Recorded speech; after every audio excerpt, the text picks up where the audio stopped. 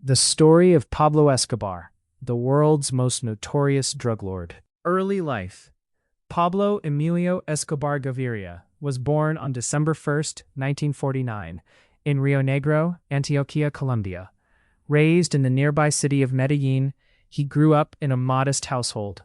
His father, a peasant farmer, his mother, a schoolteacher. From a young age, Pablo showed an entrepreneurial hunger and an obsession with wealth. As a teenager, he reportedly sold fake lottery tickets, stole tombstones, and dabbled in petty crime on the streets of Medellín. Rise to power. By the 1970s, Escobar had entered the cocaine trade, recognizing it as his ticket to untold wealth. He began smuggling cocaine paste from Peru and Bolivia, refining it and distributing it across the United States, a market that was exploding with demand.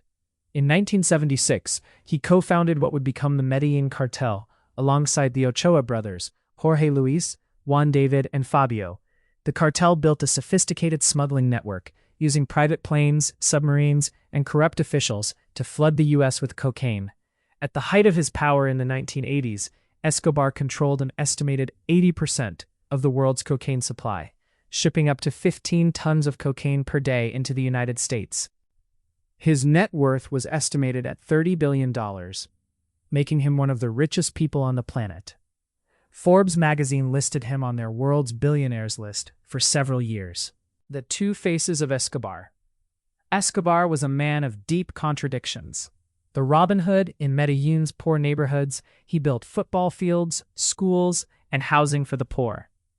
He was beloved by many of the impoverished masses who called him El Doctor or El Padrino, the Godfather. He even served as a Colombian congressman briefly in the early 1980s. The terrorist. Behind the generosity was a monster. His philosophy was simple and brutal. Plata o Plomo, silver or lead, meaning you either accepted his bribe or faced a bullet.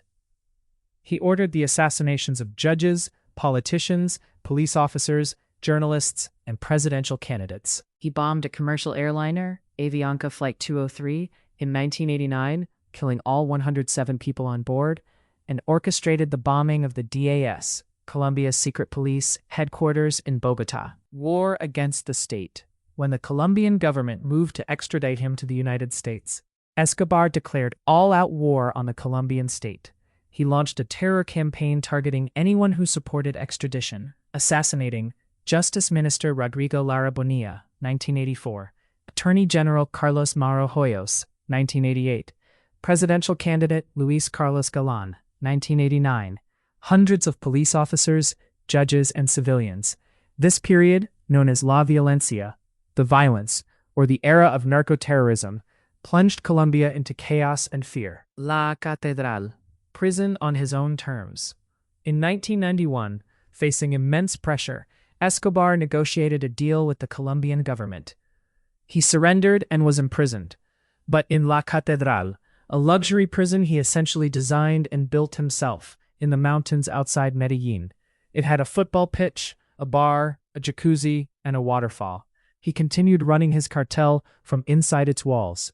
When the government tried to transfer him to a real prison in 1992, Escobar simply walked out and escaped. The hunt and the end. After his escape, Colombia, with assistance from the US DEA, CIA, and a vigilante group called Los Pepes, people persecuted by Pablo Escobar, launched one of the most intensive manhunts in history.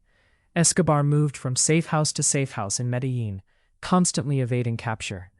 His downfall came through technology. Colombian intelligence used radio triangulation to track his phone calls to his family. On December 2, 1993, just one day after his 44th birthday, Colombian security forces stormed a middle-class house in the Los Olivos neighborhood of Medellín. In the ensuing rooftop gunfight, Pablo Escobar was shot and killed. A bullet behind his right ear was likely the fatal shot, though debate continues over whether it was fired by authorities or was self-inflicted. Legacy. Pablo Escobar left behind a deeply scarred Colombia. Tens of thousands dead, institutions corrupted, and a generation traumatized. Yet his legacy is paradoxically complex.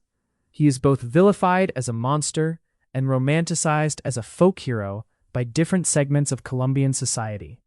His life has inspired countless films, TV series, most famously Narcos on Netflix, books, and documentaries. Medellín, once the murder capital of the world, has since transformed into a thriving, innovative city, a testament to Colombia's resilience.